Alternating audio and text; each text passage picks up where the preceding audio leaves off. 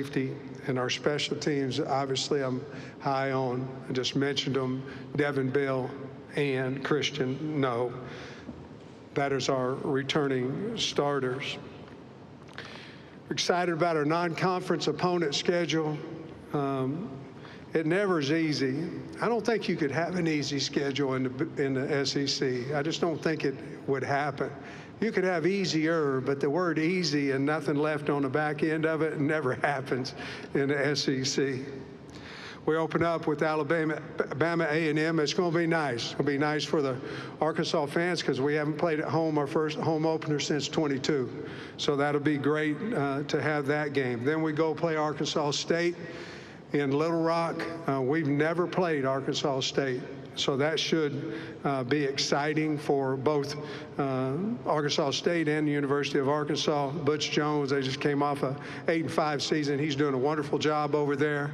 And I believe that we should have that rivalry. Memphis, a top 25 team. Ryan Silverfield, they were 11-2 last year. We go to Memphis, and they have an incredible football team. I really like their coach, a really good coach, done wonders over there at Memphis. And then, of course, we have a home game with Notre Dame, national runner-up. Marcus Freeman, obviously one of the finest coaches in the country, and has a wonderful football team. Our home schedule is A&M. The thing I want to talk about Texas A&M is that the last time we played them at home, Johnny Manziel was running wild on us out there. I remember that because he came running over sideline laughing at us. They were ahead. He probably could, you know, but that was in 2013, if I remember right. If I misquote me, but I think it's 2013. Since then, we went down to Dallas, and we did not have a lot of luck down in Dallas. So it's going to be good to have a home and home with Texas A&M. I think it's going to be great for the fans as well. We play Auburn at home, Mississippi State, and Missouri. On the road, we play 4 top 15, top 10, top 5, wherever you look at them. Teams on the road at Ole Miss, Tennessee, LSU, and Texas. 6 or 8, depending on what polls you look at, are ranked in the top 25 in there. 9 of them went to postseason. 3 of them went to college playoffs. So could it be easier? I just said that. I don't think so.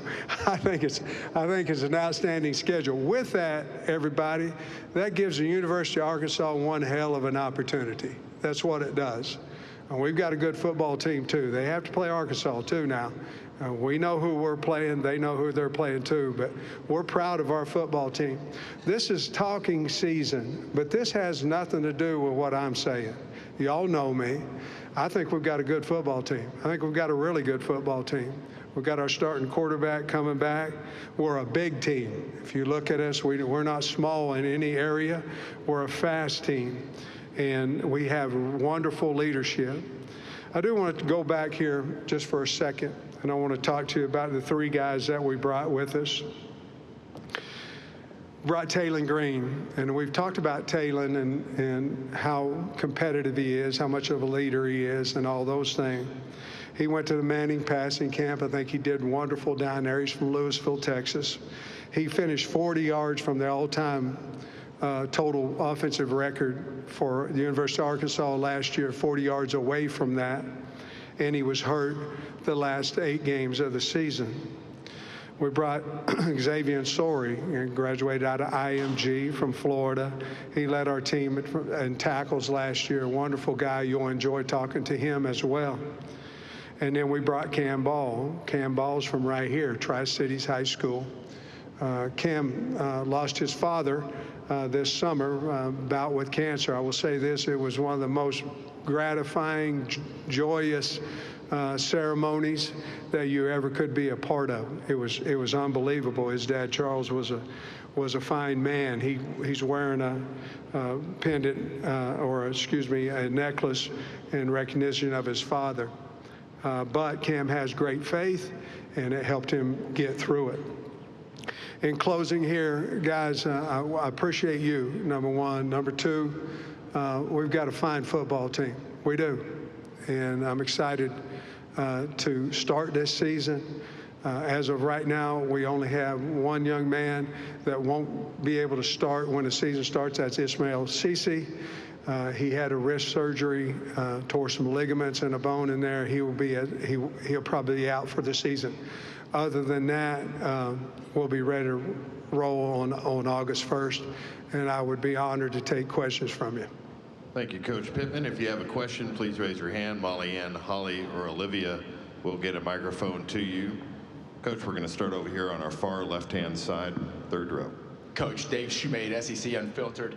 Coach, you've accepted 4 bowl invitations in your 5 years. Y'all won 3, but it would be safe to say there's somewhat of a hill to climb at Arkansas. You have the lowest paid support staff, the least amount of NFL draft picks per capita in that state. How do y'all go about building that roster and setting that culture in Fayetteville?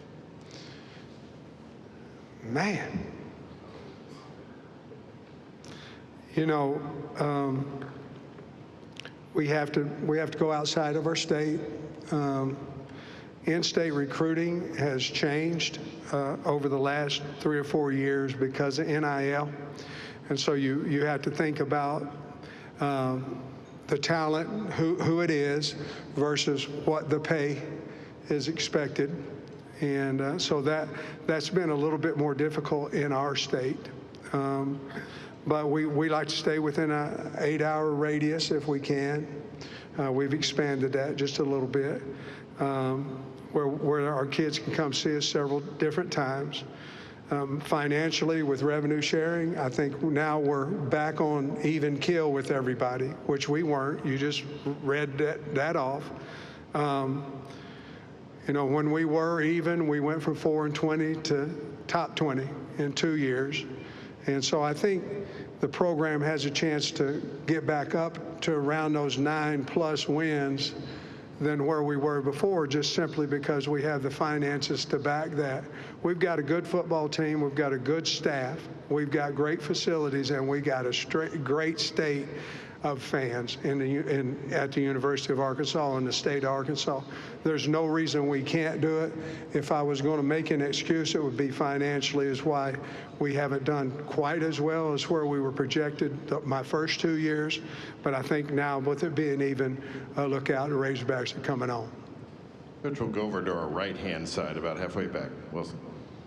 Sam Wilson Alexander from The Advocate. This question you might have kind of already just answered it, but your 2023 recruiting class is mostly gone now. Is that because of those financial reasons, or is there something else you attribute that roster turnover to? Well, man, I mean, you'd have to ask each one of those kids. Here's what it's not because of: because of the way they're treated, because of the way they're developed, and because of the way that they're taught to. That's not the reason. It could be playing time. It could be finances. Probably the majority of it is finances. But you'd have to ask those guys. But I do believe that whom we got in the replacement, they want to be there. They're happy with what their deal is they have, and that they'll represent the university well. Coach, we'll go over here on the left side, about 3/4 of the way back, in the middle. Jerry Humphrey, AL.com. Coach, kind of talking about the development of KJ Jackson and how Taylor has been a great example for him. I love KJ. You know, we were just talking on a plane coming over here about his development, Taylor and I and Cam and Sori. But I think he's ready. You know, where we've been is we haven't been in those games a lot to where we can get that number 2 guy developed. Let's go back to last year. We opened up with Pine Bluff, and we were able to get Malachi in the game. We were able to get KJ in the game, and then when we needed Malachi against Tennessee, Malachi was able to do it. Some of the other teams are able to play their 2s a little bit more. We're hoping to be one of those teams that can get KJ in the game. I believe in him wholeheartedly. I believe he's the quarterback for us in the future. I do. We're not going out and looking for somebody else. When Taylor Green leaves, we got him. He's on campus. We believe in him. We'll go straight in front of me at 2 rows back. Thomas Jones, Austin American Statesman. Sam, you played Texas twice in the last few years. Yeah. Does the fan base still consider Texas a rivalry?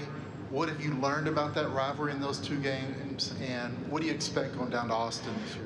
Yeah, I feel like they do. I mean, I feel like it was a very passionate, very loud football game. Obviously, we lost 20-10 this year, but I believe that it is reviving the Texas-Arkansas rival, and we're 1-1 in that. Going down to Texas, tough place to play. Great football team. But we'll be looking forward to going down there, and I'm sure they'll be looking forward to getting us down there. But we have not played down there in those 2 games, played at home. But I believe if you ask our fan base, and from the feel of the stadium when we play the University of Texas, I believe that it's one of our rivals, if not number 1. Coach, we'll go over to our right-hand side again. Eric G, 92, won the ticket. Yeah, Eric. Fayetteville.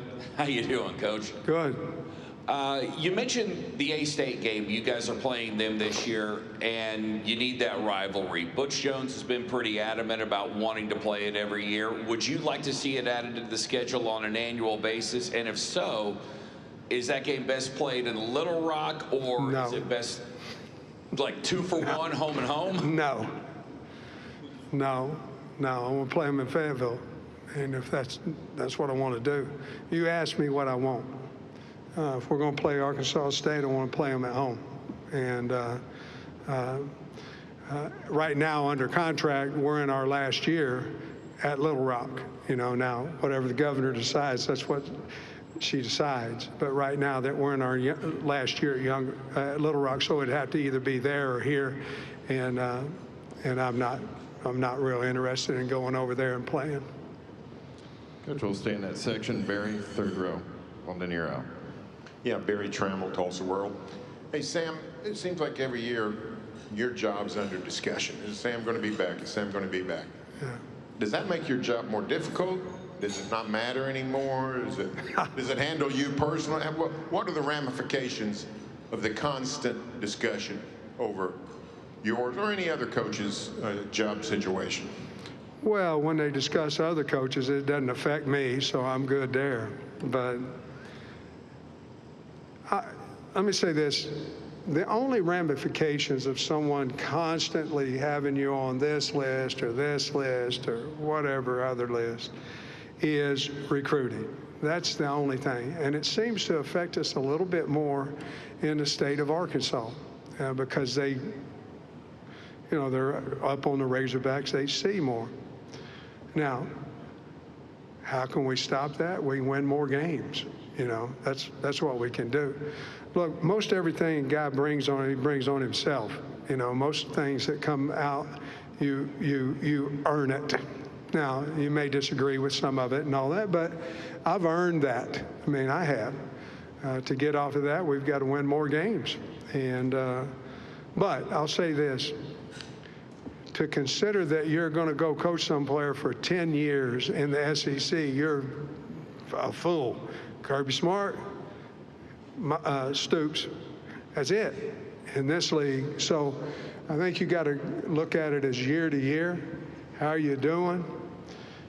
I'm not worried about it because I got a good staff and a good team. So I'm not worried about it at all, but I do appreciate the question. Coach, we'll go over here to our left on the far aisle. Larry. Larry Carlson, History of Longhorn Sports. Congrats on the new hip, Sam. Thank you. And just wanted to ask you, with all the talk about having to re-recruit your players almost on a daily basis everywhere, is that going to, in your opinion, affect the longevity of coaching lives just to, get fed up with it? It's a little bit hypothetical. I mean, I will say this. I believe that some of our quality head coaches that are great head coaches, it may drive them into the NFL. I do believe that. But I do think we can make changes in what we're doing right now and keep them in college football. I believe that. So the answer is a little bit yes and no. I think if we cut down the portal and made it to one, I think that would keep a lot of guys interested, and you have assistants going to the NFL and all that too. I think that would keep them more into college ball. But to me, opening a portal after you have spring ball is the craziest thing in the world. Why would you have spring ball, know your team, and then 5 or 6 of them leave after spring ball? That makes no sense to me whatsoever. If you give a guy opportunity to leave, I think that's great. Go ahead. But it's got to be somewhere, in my opinion, in early January, or it shouldn't happen at all.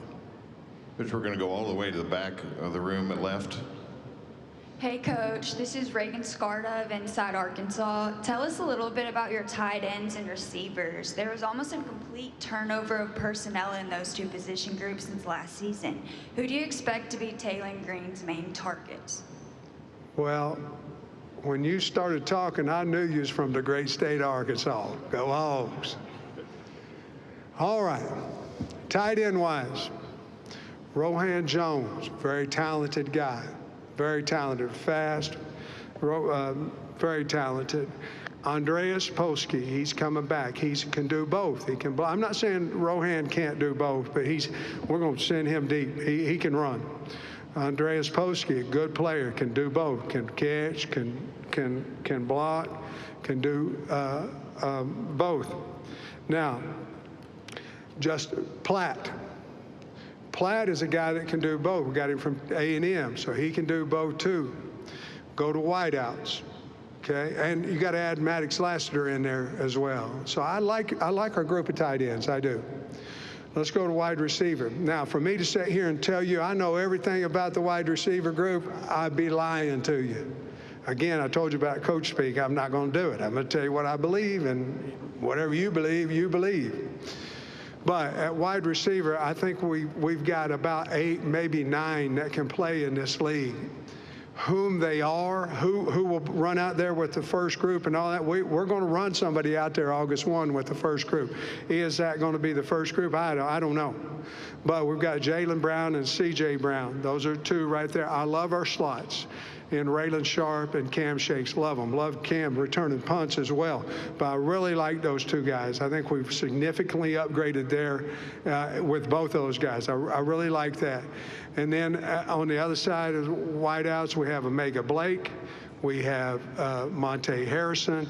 We have Andy Jean. And we have whom I think is a supreme talent in Antonio Jordan. Now, I know he's a freshman, but we've seen enough out of him this summer in his off-season workout in the weight room and his running ability that we think that he could help us too. And you could add Courtney Crutchfield into that group too.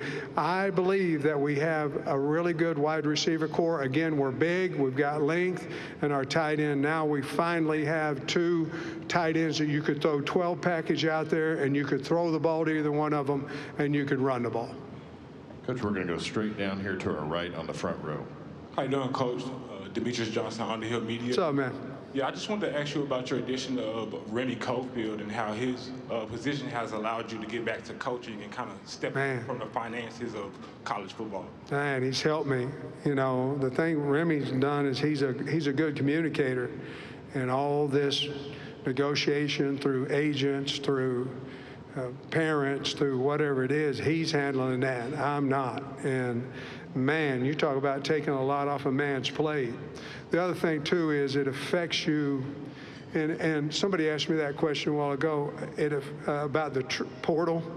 It affects that. In other words, if somebody comes in to me and they say, I need $16 gazillion thousand, and I think he's worth $1. Okay, so then I'm sitting here going, man, me and you's going to lose our relationship here, and when we do, gone, right? Well, I don't have to deal with that anymore. I don't want to. I don't want to lose the way I feel about a young man. I don't want him to lose the way he feels about me. Remy's took all that off of my plate, and I can't tell you how much smoother the April portal was than the January portal. So he's helped me in that. I think eventually he'll be more into the talent evaluation once he knows what our team is. He doesn't know our team, you know, right now. I don't want to speak for the man, but I don't believe he knows exactly what we have on our team right now. Then he'll know where we need to upgrade, what's the finances in each category to do that. but he's been wonderful, tremendous help to me. Coach, we'll go over here to the second row. Tom. Hey, Coach, Tom Murphy, Arkansas Democrat-Gazette. Thanks for the kind words about Bob. Love him. And in honor of him, I've got a three-part question. Oh, great. When you know me, I'll ask you what question 2 and 3 is here in a minute. No, it's really just a one-part. You referenced in your opening about doing different defensive stuff to get to the quarterback. Can you elaborate on that a little bit more? And is it a product of the evolving game or what your roster looks like this year? Number one, I think you can do, if you like your linebackers, which I love our linebacker group. I like them a lot. If you like your linebackers, you can do more. You can do more. And not just one. If you have one, now they can figure it out. If you have 3, which we do, I think we have 3. And I like Shaw, and I like Dix, and I like Story a lot. But anyway, I think that will allow us to do some more. We're big at corner. We can run at corner. I don't know exactly who we're going to start at corner. I think we have 5 of them that are in there for a battle. All of them, except for Davila, and he's extremely fast, are big. You know, so you're not out there going, okay, we can't get into cover 2 where they got to tackle. You know what I mean? We can't get into cover 1 because we can't cover. You know, so I think between the linebacker group and an inexperience at defensive end is where we're at right now. We've got guys we like. Justice Boone we like. Quincy Rose we like. We got Philip Lee coming in. We like Charlie Collins. We like those guys. They're inexperienced. So I think to get them started, I think we're going to have to do some different things with some veteran people. And we tested that in the spring, and I think it worked for us. Coach, we'll have one final question over to our left, about 3/4 of the way back. Coach Jacob Davis with Hogs on SI. How you doing today? Buddy, I'm doing good. That's Sports Illustrated? SI? On SI. Oh, that ain't Sports Illustrated. All right, go ahead. That's on the side or something. That's right. Coach has got a couple questions, 2-part actually. You talked a little bit about the defensive ends, and tell us a little bit more about the depth of defensive tackle that you built. And maybe tell us a little bit about how you plan to bring a little bit more pressure, considering you only had 26 sacks last season. All right. Interior-wise, obviously we brought Cam Ball, so we think he's one of the top D linemen in the SEC. Ian Griffard would be another guy that we believe in heavily. Oaks is another guy that we believe in. That David, he came in and was hurt a little bit in the spring, but has a lot of talent. And then the other one that probably is the most improved is Danny Salih, probably the most improved defensive lineman that we had, ends, interior. Now, Cam didn't play in spring ball, so it gave Ian a great chance to get more reps, but he's lost a lot of weight. He's going to be a force. I really like him. And then what was the second part of that question? Bringing more defensive pressure. You got a low voice, man. Yeah. Again, I believe that our linebackers are good. They're fast, and I believe we ought to bring them. And so I think because of all 3 of them, I believe that we can put more pressure by doing that, and I think we'll continue to turn Travis more loose to go to total 0 more often. But we have to continue to be more aggressive on defense and get them in 2nd and long instead of 2nd and 6 or shorter. Coach Pittman, thank you for your time this afternoon. All right, go Hogs. We appreciate all of you. No matter what you write, you're writing about us. Go Hogs. Appreciate you.